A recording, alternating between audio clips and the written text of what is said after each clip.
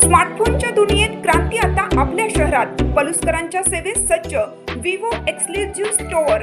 आता विवोची superfast T series आणि गेमिंगसाठी जबरदस्त IQ सर्व लेटेस्ट मॉडेल्स आता आपल्या पलुसमध्ये उपलब्ध. नको बजेटची चिंता, आमच्याकडे फायनान्स सुविधा. तर वाट कसली पाहताय, आजच भेट द्या. देशभूषण शीतल सावळवाडी यांचे Vivo exclusive store, Meenakshi Chitramandir जवळ, तासगाव रोड, पलूस. संपर्क 94 21 22 42 54 किंवा 91 72 57 16 27. शक्तीपीठ महामार्गाविरोधात बोरगाव बंद, ग्रामस्थांचा तीव्र निषेध. प्रस्तावित शक्तीपीठ महामार्गाच्या विरोधात बोरगाव तालुका वाळवा येथील ग्रामस्थांनी आज सोमवार दिनांक 11 मे रोजी बोरगाव बंदची हाक देत शासनाच्या निर्णयाविरोधात तीव्र निषेध नोंदवला.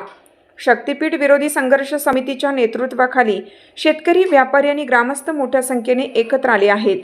सुपीक शेतजमीन, घरे आणि स्थानिकांच्या उपजीविकेवर परिणाम होणार असल्याच्या भीतीने ग्रामस्थांमध्ये संतापाचे वातावरण निर्माण झाले आहे. या पार्श्वभूमीवर गावातील सर्व दुकाने, व्यावसायिक आस्थापने आणि व्यवहार पूर्णपणे बंद ठेवण्यात आले. ग्रामस्थांनी स्वयंस्फूर्तीने बंदमध्ये सहभागी होत शासनाच्या निर्णयाला जोरदार विरोध दर्शवला. संघर्ष समितीच्या पदाधिकाऱ्यांनी शक्तीपीठ महामार्ग कोणत्याही परिस्थितीत होऊ देणार नाही, शेतकऱ्यांच्या जमिनी वाचवण्यासाठी हा लढा अधिक तीव्र करण्यात येईल असा इशारा दिला. बोरगावातील बंदला ग्रामस्थांचा उत्स्फूर्त प्रतिसाद मिळाल्याने शक्तीपीठ महामार्ग विरोधातील आंदोलन आणखीन तीव्र होण्याची चिन्हे दिसत आहेत. हा शक्तीपीठाचा घाट सरकारनं का घातला ह्याच्याबद्दलची कल्पना सुद्धा ह्या माणसांची करवत नाही. गेली ज्या बाजूला जायचं आहे त्यांना अनेक मोठे रस्ते आजही उपलब्ध आहेत आणि उपलब्ध असल्यामुळे त्याचा प्रवासही होत नाही. आणि जे काही शक्तीपीठ जोडले गेलेत, असा कोणताही देव नाही हिंदूंचा की जिथं जाता येत नाही. आज तिथं जाण्या येण्याची सगळ्यांची सोय आहे, तरी सुद्धा हा शक्तीपीठ लादण्याचा प्रयत्न यांनी केला. शक्तीपीठ झाला तर आमच्यावर परिणाम काय होणार आहेत? आम्ही 2005चा पूर झेलला, 2019चा झेलला, 2021चा झेलला.